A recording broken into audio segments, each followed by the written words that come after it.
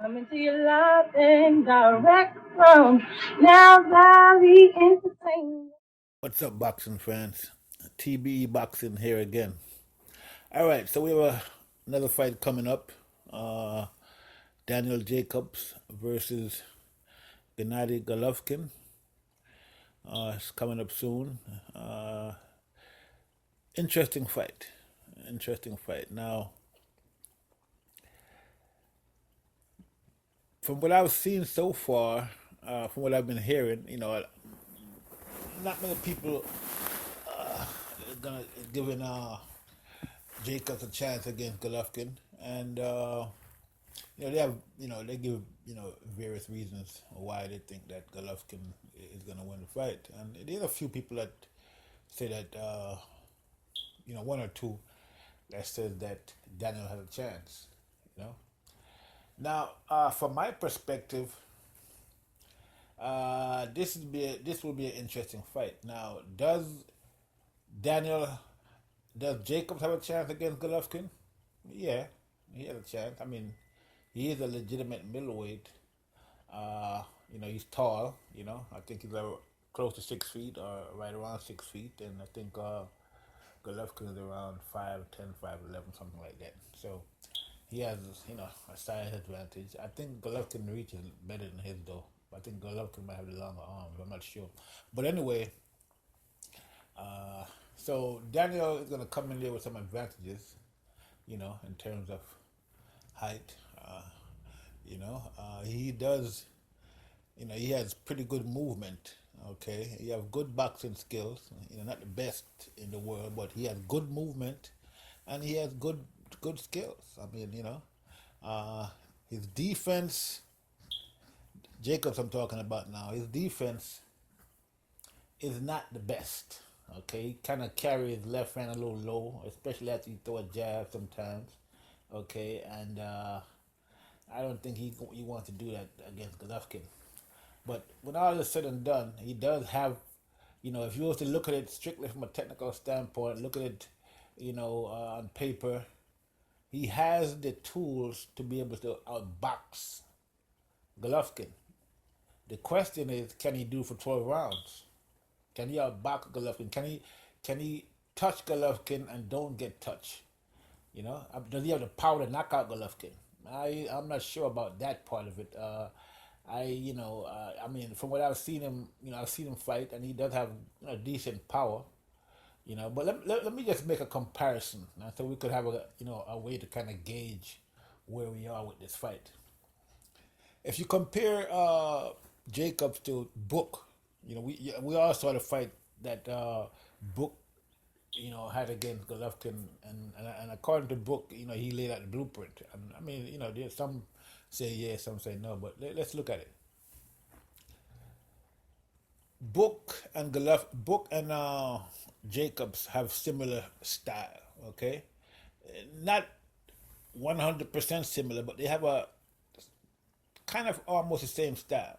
Okay, they both could move and they both box. Okay, uh, the thing though, the one thing I think that Brook has over Jacobs is, is the durability of his chin. Because see, a lot of people get it twisted because when you saw the Brook Golovkin fight, people don't understand. I mean, we all see what Golovkin can do, and you have to really give Brook a lot of credit because, I mean, Golovkin hit him so hard that he broke his eye socket, and he still couldn't knock him out. This is something that people are not taking account of. I mean, you really got to look at that. And if you saw that fight, you will see that in that fight with Brook, Golovkin hit Brook many times. Body shots, head shots, I mean, vicious shots. And Brook was still on his feet. I couldn't believe it. I was like, whoa, this guy can take a punch you know. So it seems that, I mean, I don't know if because he was up, maybe it's because he was at middleweight. He went up and he gained some, he had some more weight on him, and but Brook at middleweight, he definitely can take a punch, and so I think that that's the thing about Brook.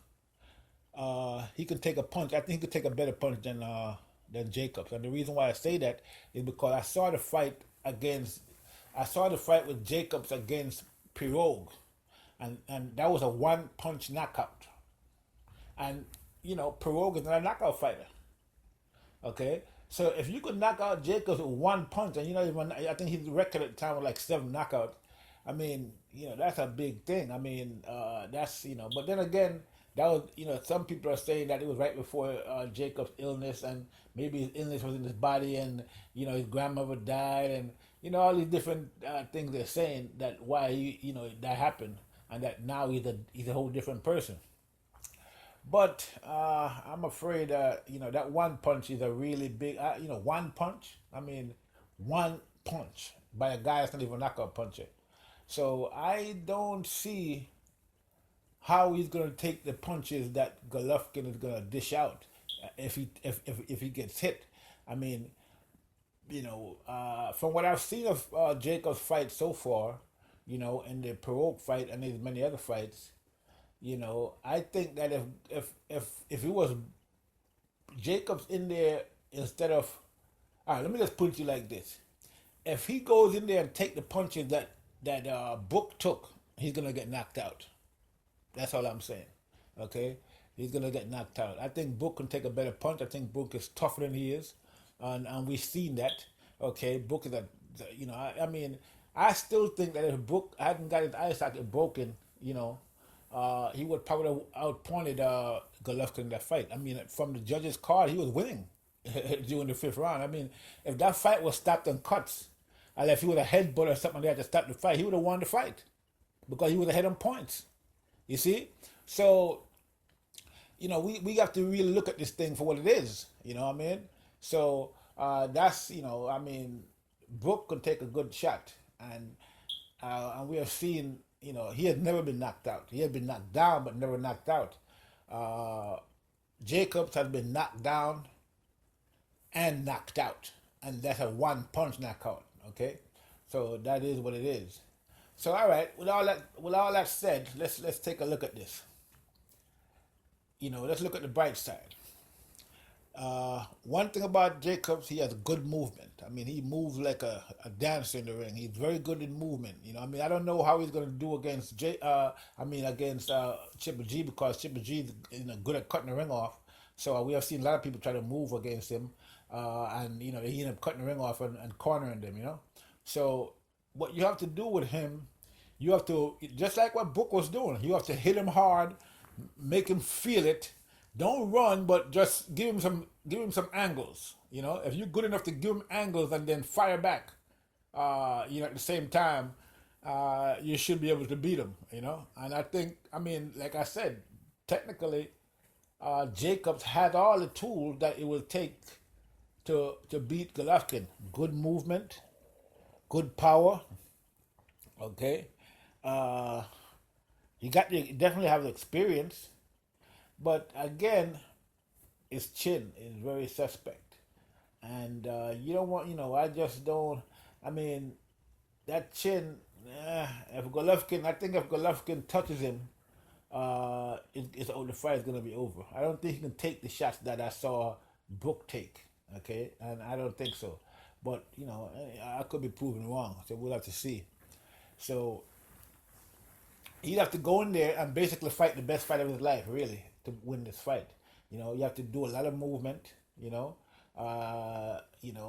Stay out of the pocket. Don't go in the pocket too long. Don't try to go in there and throw 3, 4, 5, 6 punches at one time.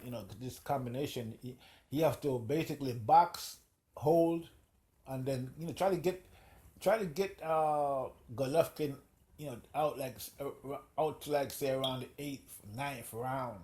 When some of his power is gone, and then, take the fight to him, Then he can do some combination after around the 8th, 9th round. But the first couple of rounds and, the first 6, 7 rounds, I think he needs to box, move. Just do a lot of movement and get Golovkin frustrated. But I don't know if you can do that and not taking the shots, because again, the one good thing I see about Golovkin, in all his fights is that I've yet to see anybody elude him for the whole fight. You know what I'm saying? It's like he eventually catches up with them, and beats them to a pulp. So uh, we saw what he did to Brook. He broke his eye socket. But again, like I said, if he didn't break his eye socket, I think that Brook could have won that fight.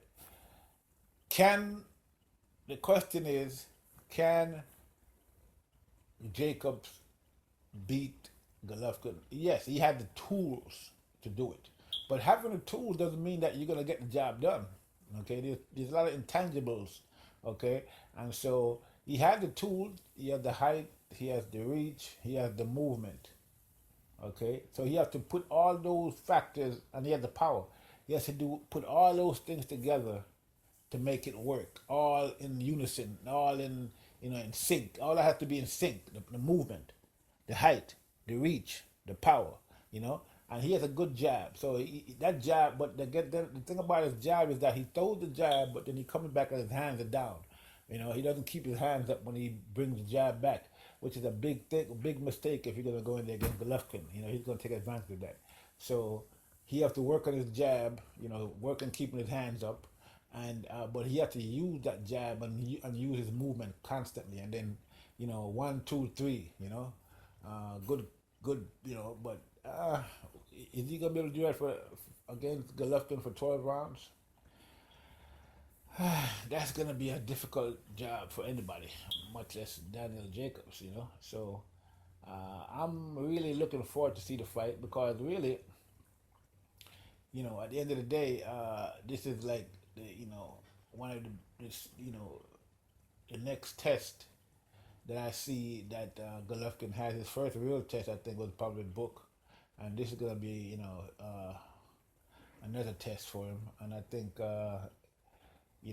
after the Brooks fight, I had to give Golovkin some props because like I said, Brook is no joke, and he broke his eye socket with a punch. He connected.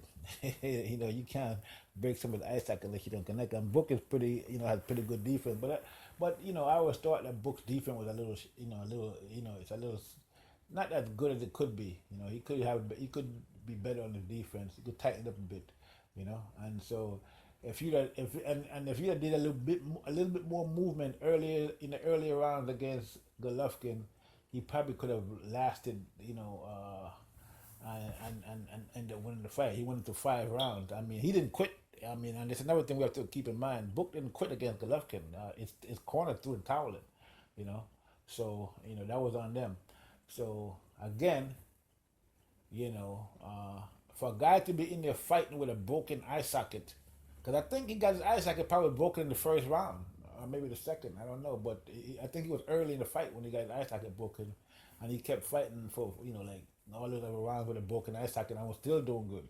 So we can just imagine, how it would have been if he didn't get his eye socket broken. I'm not convinced that Triple G would have beat him if his eye socket wasn't broken. Now Jacobs, again, he has good movement. He has the tools to beat Triple G, but then he has to put them together. Like I said, everything has to be working, at top level. Okay, and he could beat Triple G because he does have the skills. He does have the power. He does have all the right advantages. To come in there and do what needs to be done. But he has to execute when he goes in there. He has to make Triple G respect him from the start, which is what I think. Brook was trying to do. But then again, like I said, he got his eye socket broken. But this is what Jacob will have to do. He will have to go in there and make Triple G respect him right off, and then outbox Triple G. Outpoint him for the rest of the fight. Or maybe even knock him out. He probably could even do that. But again, we have seen Triple G's chin tested over and over again, and he have a good chin.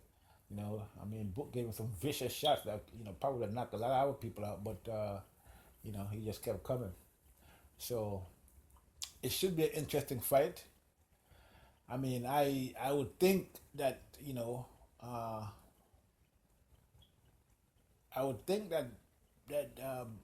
Jacobs should be able to do the job, But then after watching Triple G in the Brook fight, I'm not so sure. If this was before the Brook fight, I would have said, oh yeah, Jacobs should take him. But after watching him the way he fought Brook, I am not so sure that Jacobs is going to be able to take him. You know, I mean, I would like to see it, but uh, I would want to bet the house on it. Okay, so I mean, if someone was to ask me, well, give us a prediction. You know, what do you think is going to happen? Well, all I can say is that based on what I saw, you know, Jacobs against Perot, Jacob against Mora, Jacob against Truax. Uh, you know, I would say that I'm based what I saw from the book Golovkin fight. I would say that Golovkin probably will take it in less than 5 rounds. I don't think. Uh, I mean, if Jacobs come in there and do everything, execute perfectly, he can have a chance. But if he gets touched by Golovkin, you know, as much as say Brook did, he won't last 5 rounds like Brook did. Cause I don't think his chin is as strong as Brook. So I would say that I'm gonna give. I guess I don't want to say I want to have it both ways, but I'm just gonna say that if if Jacob goes in there and box and uses height, uses reach, uses feet, you know, ties up Golovkin when he gets in close, and then just box him and keep him at keep his distance, then he should be able to take the fight. But if he goes in there and gets careless, gets touched, he's not gonna last 5 rounds. And basically, that's what I see from that fight. But anyway, hit the subscribe button. Let me know what you think. Uh, like I said, Golovkin will probably take it in less than 5 if Jacob goes in there and doesn't do what he's supposed to do, which is use all the tools that he has. And that's what I see from this fight. All right, people. See you next time. The next fight I'm going to talk about is the Brook Spence fight. So tune in for that one as well. I'm out.